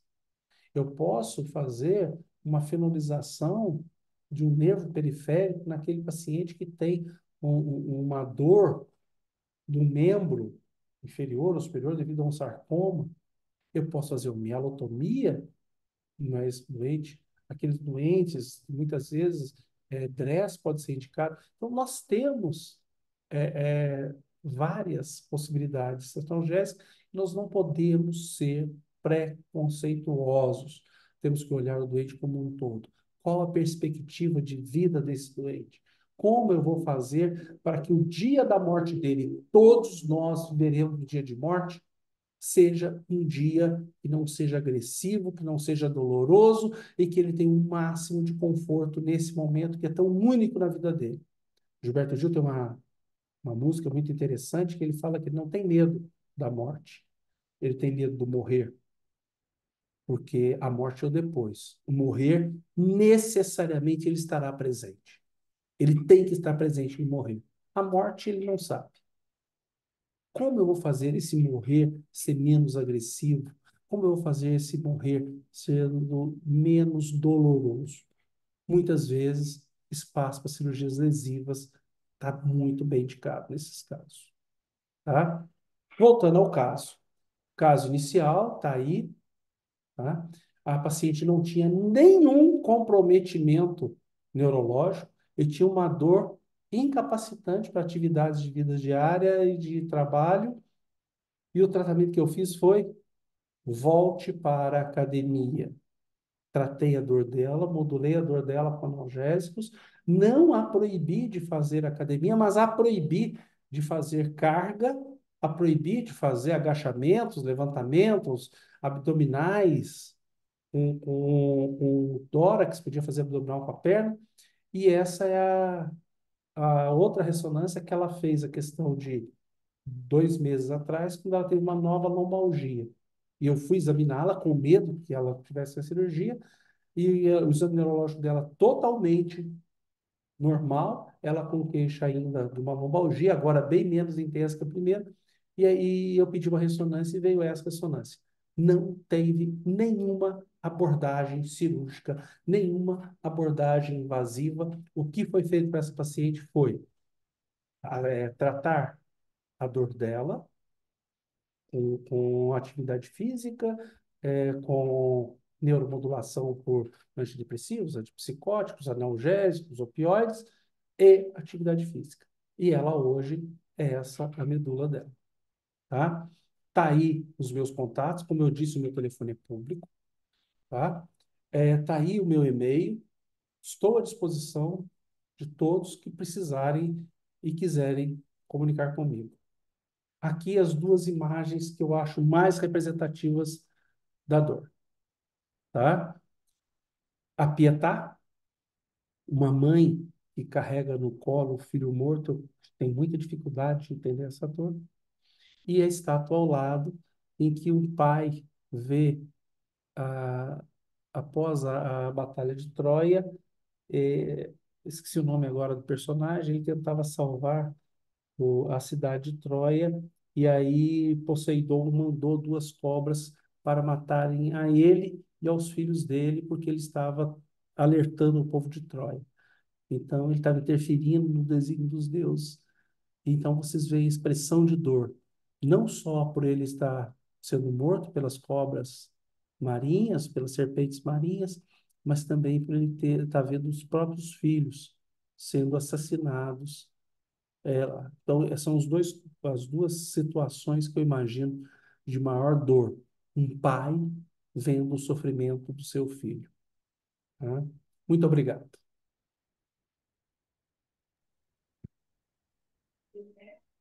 Muito obrigada, professor. Parabéns pela excepcional aula.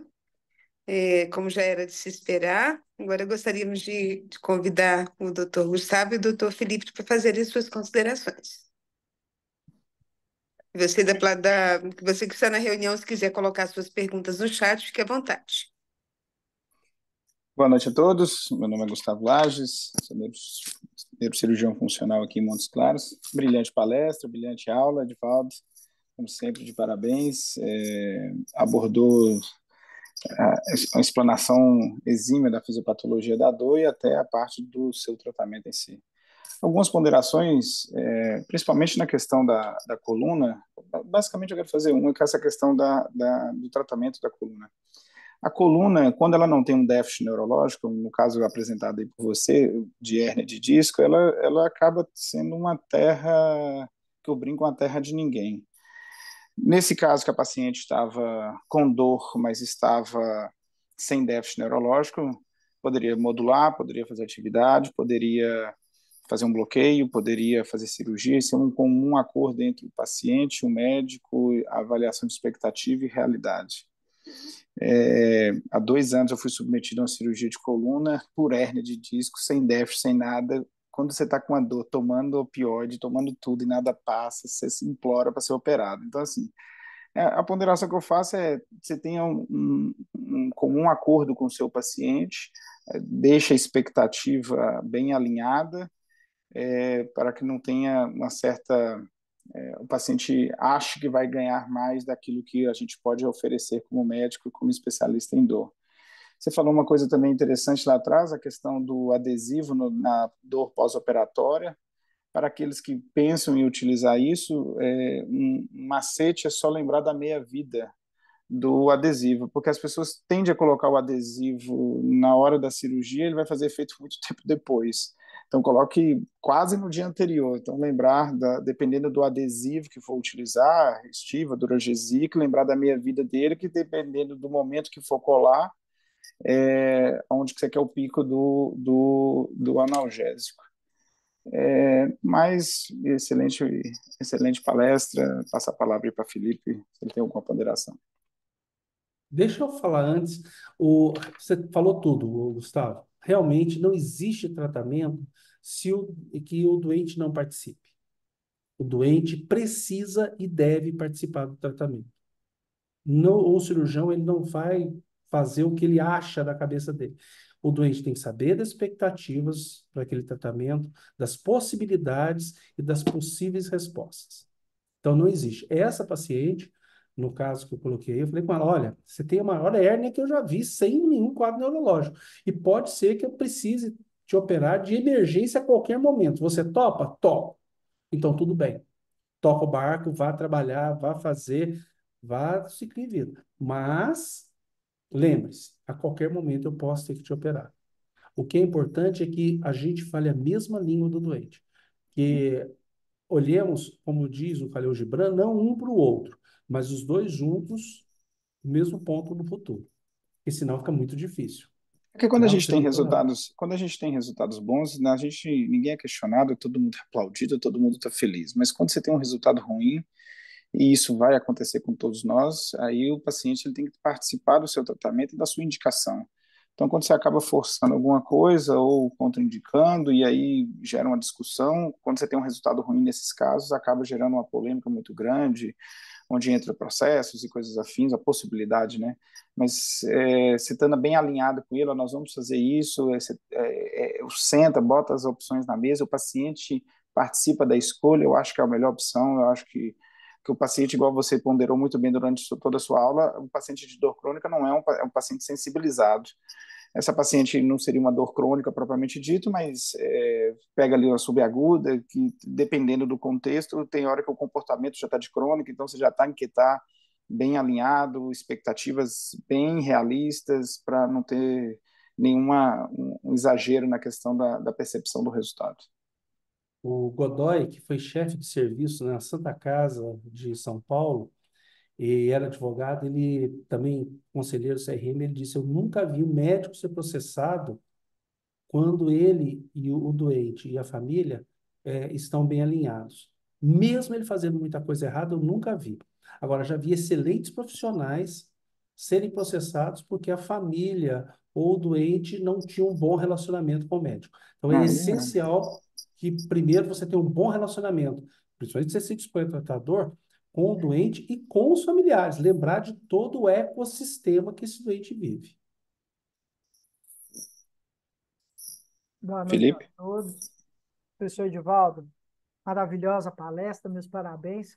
Como a doutora Kelly disse, já era esperado, vindo do senhor, não tem como não ser dessa forma. Bem, eu achei muito interessante quando o senhor fala a respeito, né, de ver o paciente por inteiro, né? Igual a gente sabe, cuidar de paciente com dor crônica não é cuidar simplesmente de uma doença, mas cuidar da experiência do paciente passando por essa situação, né? Então, é indispensável, né, quando a gente se trata a cuidar desse perfil de paciente, ter uma equipe junto para poder dar todo o suporte que esse paciente demanda. Agora, fazendo uma consideração, professor, eu gostaria de ver a opinião do senhor, na verdade, é o seguinte: nós, como neurocirurgiões, e levando em conta que, claro, muitas das vezes nós, neurocirurgiões, acabamos dando, digamos, entre aspas, pitacos no tratamento dos colegas da reabilitação, muitas das vezes acabamos opinando também na questão afetiva, emocional, a gente acaba trabalhando também, de certa forma, como um psicólogo, de certa forma, claro, né? Respeitando as limitações que nós temos, mas o que nós fazemos como neurocirurgiões, ninguém mais faz. E eu gostaria de me referir especialmente ao tratamento dos procedimentos intervencionistas, cirúrgicos, sejam eles ablativos ou neuromodulatórios, e entendendo também que a gente vive um contexto de uma preocupação no aspecto de paciente com dor crônica, ao uso prolongado e constante de opioide, bem como o fato da dor limitar até mesmo a boa e adequada reabilitação. Pergunto: será que nós, neurocirurgiões, não estamos no atual momento tanto indicando pouco procedimentos intervencionistas e cirúrgicos e ou, quem sabe, tardiamente e muitas das vezes estamos falhando, deixando muitos pacientes padecer com dor? Qual que é a opinião do senhor, professor, quanto a isso? Acho que a resposta é ambos. Por quê? Uma das coisas que eu mais tenho batalhado aqui com os acadêmicos é que eles falam assim, bloqueio não serve para nada. Eu falei, como assim, gente? Bloqueio não serve para nada? Não, bloqueio é maravilhoso. Como que não serve para nada? Não, porque você faz bloqueio, o doente continua com dor, ele volta dali a 3, 4 meses com dor. Eu falei, não, peraí. Qual o seu objetivo no bloqueio? Se você faz um bloqueio, quer seja periférico, de ombro, de joelho, qualquer coisa, não importa. Ou se você faz um bloqueio de faceta articular, qual o seu objetivo? Eu vou conseguir destravar um ombro todo congelado com bloqueio? Óbvio que não. Mas se eu fizer o bloqueio, eu vou dar chance ao fisioterapeuta ou ao orientador físico de mobilizar esse ombro e com isso melhorar. Então, o problema todo eu acho que assim, tem se feito muito bloqueio e esquecido que o bloqueio não é ponto final, ele é meio, ele é uma forma de você chegar a algum lugar. Por outro lado, o que eu vejo também, as pessoas ficam, não, se colocar uma bomba de morfina, nunca mais vai abandonar. Tá bom, e já viu alguém com hipertensão arterial parar de tomar medicação para hipertensão? Ou alguém com diabetes para tomar? Né? Existe, mas é raríssimo. O que me importa? Qual é a qualidade de vida desse doente? Eu tenho que avaliar bem, mas, de novo, para mim, um dos maiores erros que nós, neurocirurgiões, temos é de retardar a indicação dessas. Nós temos que pesar muito bem, reavaliar toda a escala analgésica, ponto a ponto, discutir com toda a equipe, olhar esse quadro como um todo e aí indicar com muita segurança. E indicar o mais breve possível para que essa pessoa volte a ter uma qualidade de vida interessante. Então, respondendo a sua pergunta, eu acho que as duas coisas. Eu acho que nós indicamos mal porque retardamos a indicação. E acho que nós também indicamos pouco porque ficamos fazendo coisas que não são tratamento definitivo, são passo. Tá? Exatamente, professor. Eu tenho essa impressão que até o senhor tocou levemente nesse assunto, que não existe apenas hoje, de certa forma, uma resistência por parte do paciente ao quarto degrau, né? Ou seja, aos procedimentos que muitas das vezes cabe a nós indicar e realizar, mas até mesmo parte dos próprios colegas, profissionais da saúde mesmo. Então, quando a gente propõe uma terapia mais invasiva, um implante neuroestimulador, ou uma bomba de fusão intratecal, enfim, a gente enfrenta, não, no atual momento, não apenas uma resistência para o procedimento pelo paciente, mas pelos próprios colegas profissionais de saúde, né? Claro, nem todo mundo tem, às vezes, a oportunidade de trabalhar numa equipe que está sempre junta, coesa, aquele serviço já unificado. Eu acho que isso tem sido, né, uma barreira também que a gente pode considerar para os tratamentos mais avançados, né? Realmente tornar uma realidade no atual momento. Eu acredito, Felipe, que é uma barreira gigante, principalmente do paciente oncológico. Se você pega uma boa equipe de oncologia, de uma boa equipe não, a palavra acho que é errada, uma equipe que entende essa questão do tratamento da dor, da qualidade de vida, em qualquer momento que seja, ele vai ter um zelo pelo encaminhamento no momento correto ou encaminhamento para o médico de dor para fazer o controle dessa dor. Então, assim, pelo menos aqui na minha região, é muito frequente a gente pegar os pacientes que já passaram por um período, assim, uma fase muito avançada, assim, quando ele já está naquele jeitinho que a gente brinca, né? Ele encaminha para você, ó, resolve agora. Agora já é do paliativo, agora me resta muito pouco a se fazer. Mas a gente acaba que, eu achei interessante o que você colocou, porque, assim, na teoria, o paciente, ele não é o paciente, ele não vem para a gente, né? Nós somos profissionais especialistas em dor, mas até isso cair para uma realidade, assim, pelo menos igual você e eu estamos no interior, o paciente não vai procurar a gente, vai procurar um oncologista que vai mandar para a gente, vai procurar um ortopedista que vai mandar para a gente, vai procurar algum outro que vai mandar para a gente. E aí, no final das contas, o cara vai mandar ou não vai mandar. Então, assim, aí até entender aquilo que você faz e como que você faz, isso leva tempo, isso é esse tipo de trabalho que está sendo feito aqui pelas sociedades, de passar informação, mas até a própria formação médica talvez seja uma crítica aí também, que a pessoa tem que entender isso para poder encaminhar. Então, não é infrequente o que você falou. O paciente chega assim, então, mas você vai fazer um procedimento? Ué, você quer que melhore a dor dele? Você não quer que melhore? É tranquilo, tem os seus riscos e tudo mais, mas tem um risco. Óbvio que tem risco. Tudo tem risco. Mas você prefere que ele continue assim? A gente já sabe o traçado se não fizer nada. Se fizer alguma coisa, existe uma probabilidade de dar uma boa qualidade de vida. O peso que eu falo, medida, balança, e aí nós vamos juntos tentar conduzir. Mas eu concordo contigo, acho que o trabalho maior, pelo incrível que pareça, ele está dentro do colega médico que tem que encaminhar ou não. É igual o neurologista encaminhar o paciente de Parkinson para fazer cirurgia. Então, assim, aqui chega a ser assim, o que eu recebo de paciente de 95 anos para fazer cirurgia de parto, assim, aí você fala assim, opa, já passou um pouquinho, vão tentar, e vai, mesma coisa. Aham. E Daí a eu, importância do tratamento ser interdisciplinar. Porque muitas vezes o ortopedista olha e fala assim: não, eu já fiz tudo que eu tinha que fazer, o problema não é meu. Ou o oncologista ou o reumatologista fala: não, não tem mais o que fazer. Agora, se o problema é psiquiátrico, vai procurar o psiquiatra, vai procurar o neuro. E o tratamento tem que ser interdisciplinar. A gente tem que sentar com esse colega e falar assim: aonde você quer chegar? É a pergunta do gato da Alice. Aonde você quer ir? Para que a gente possa, então, caminharmos juntos. Nós dois vamos caminhar juntos para levar esse doente até onde a gente quer. O tratamento não pode ser só multidisciplinar, precisa ser interdisciplinar. e eu tenho uma impressão, desculpa, doutor Kelly. Perdão. Felipe, se já puder ler a pergunta que está no chat, por favor, acho que é do nosso presidente. Tem uma pergunta no chat, aí se você puder ler, por favor. Ah, o nosso presidente. Ele diz, professor Edivaldo, ele parabeniza, Edivaldo, parabéns, falou tudo. E o que você acha do uso do bloqueio simpático venoso nas exacerbações dolorosas de pacientes com fibromialgia? Muitíssimo interessante essa pergunta. É do Robson ou do Silvio? Eu É, não vi. do Robson. Robson, ótimo. Robson, muito interessante essa pergunta. Por quê? O bloqueio simpático venoso, ele tem tempos. Logo que eu comecei, lá nos idos de 90 e poucos, 92, 93, a gente fazia muito bloqueio venoso, depois a gente viu que a resposta não era tão boa.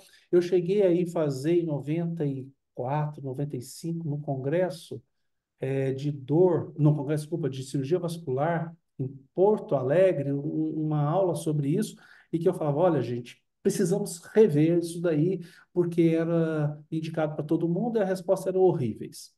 Muito bem. Hoje em dia eu vejo isso com muito parcimônia.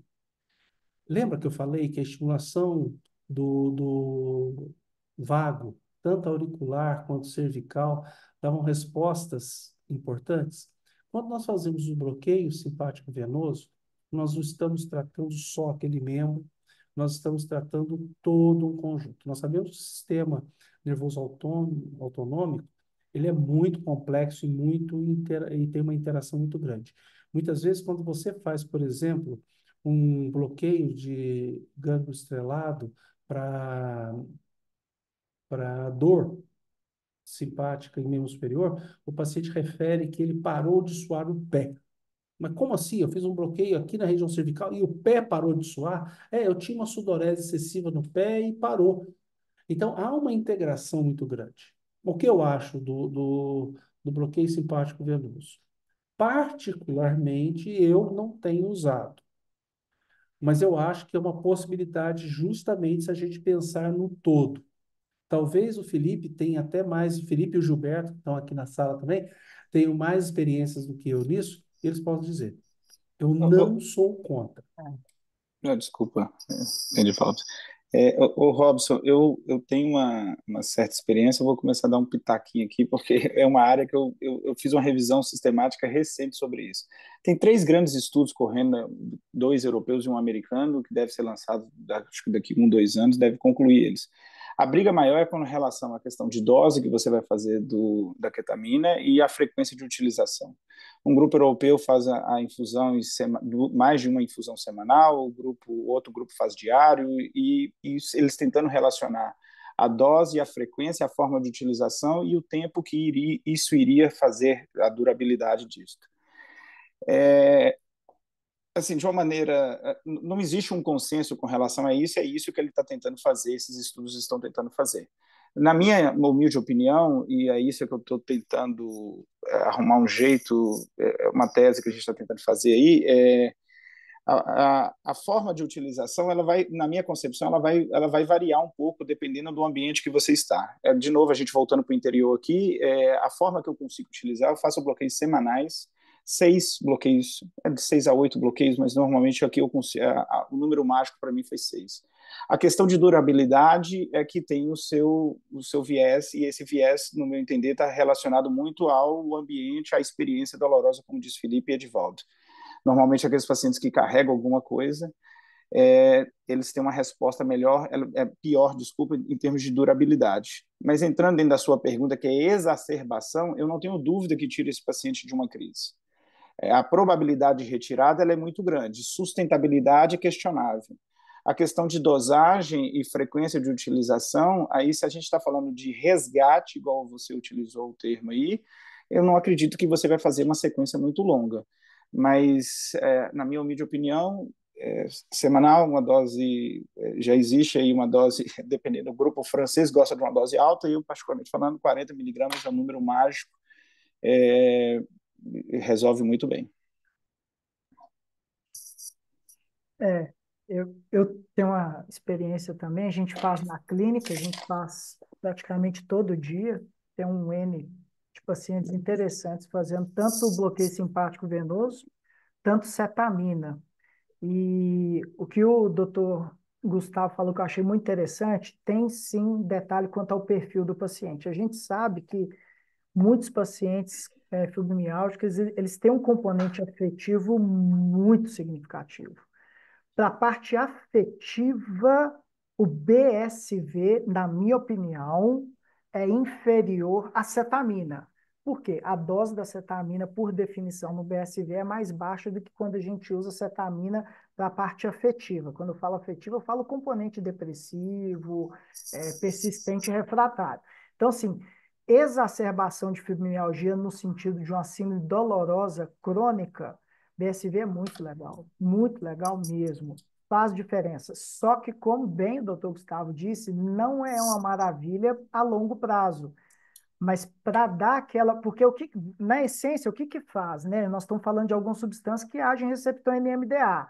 De uma forma bem simplista e básica de dizer, você está quebrando um ciclo de liberação de glutamato e aspartato que são pró-dolorosos.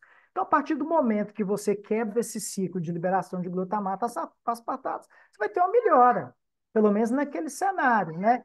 Então, eu vejo. Oi, filho. Papai já vai lá. Obrigado. Então, assim, eu vejo com muito bons olhos o uso na exacerbação. Ele ajuda de fato.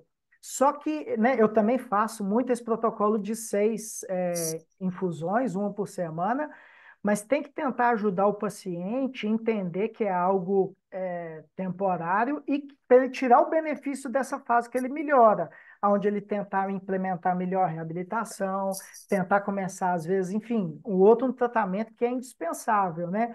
Mas eu vejo com muito bons olhos. Alguns pacientes nossos lá, a gente mescla muito cetamina. Hoje em dia a gente faz muito subcutânea, Porque tem perfil de paciente fibromialgico que a parte afetiva é muito relevante, né?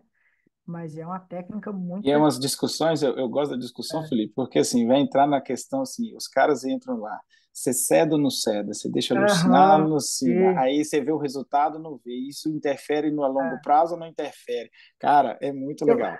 Eu, a gente particularmente falando, praticamente adoro o tema, eu tudo adoro o com tema, então assim, TDCS, né? O professor não, Edivaldo falou muito de eu PMS, adoro. né? Que é estimulação magnética transcraniana. A gente tem na clínica hoje lá 5 aparelhos de TDCS, que é estimulação transcraniana por corrente contínua. E a gente sempre, praticamente, hoje em dia, faz, seja cetamina subcutânea ou BSV, Acrescentam outra forma de acrescenta. modulação. E a gente já tem É, algumas evidências para outras áreas de melhora do resultado, e na experiência nossa, já de alguns anos, algum tempo, parece realmente ser mais interessante quando associado.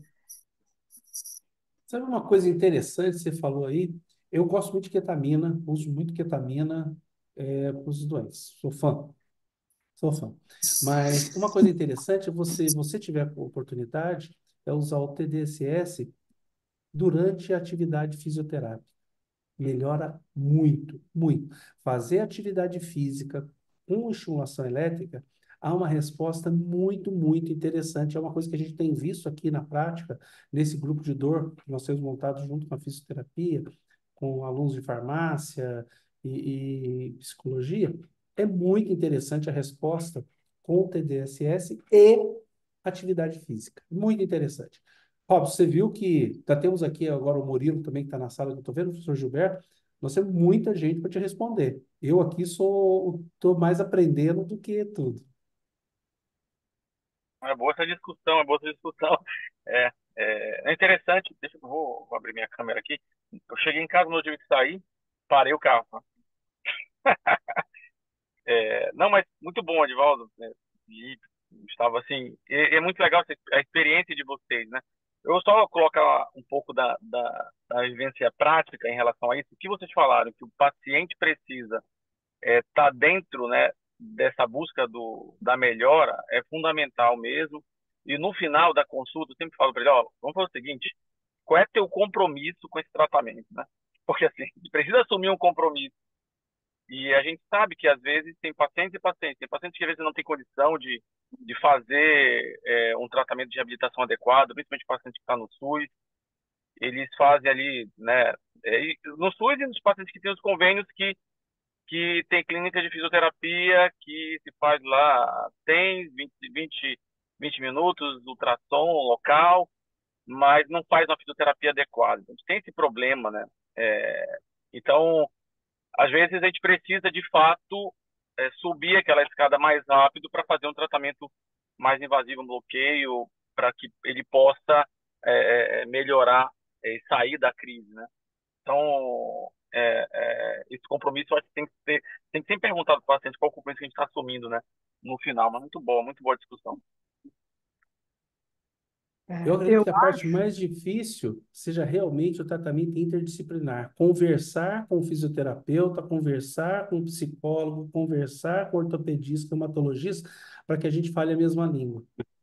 Se a gente consegue isso, se a gente consegue que o fisioterapeuta faça não só o TENS, mas faça a mobilização, que faça o exercício, o paciente melhora muito. Mas não é a nossa, pelo menos não é a minha realidade aqui.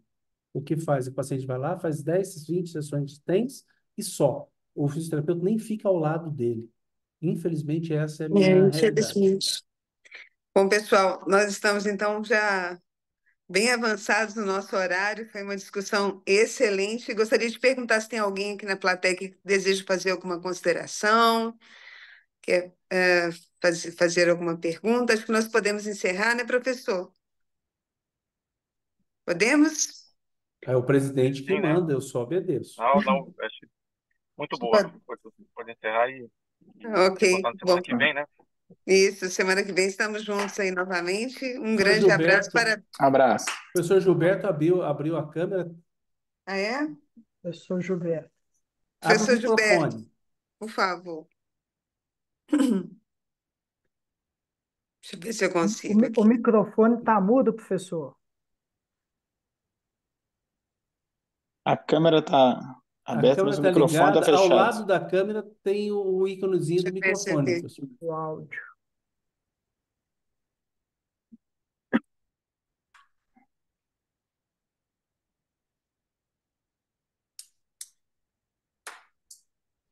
Pronto, agora Aí, sim, né? Eu acho que certinho. agora vocês estão escutando, é isso? Consegui Sim. aqui, eu estava tentando clicar aqui, mas não conseguia. Mas eu gostaria só de parabenizar mesmo, né? O tratamento da dor crônica é uma coisa que não é fácil, né? Que exige, sim, uma dedicação intensa. E parabéns aí para vocês, que eu acho que é isso mesmo, né? Vocês estão fazendo o que é possível de melhor para o paciente, e é esse que é o objetivo, né? Nem sempre a gente consegue o universo ideal, quer seja no interior e aqui também é igual. A gente não consegue também, às vezes, uma equipe multidisciplinar da forma correta ou interdisciplinar da forma correta para dar assistência ao paciente.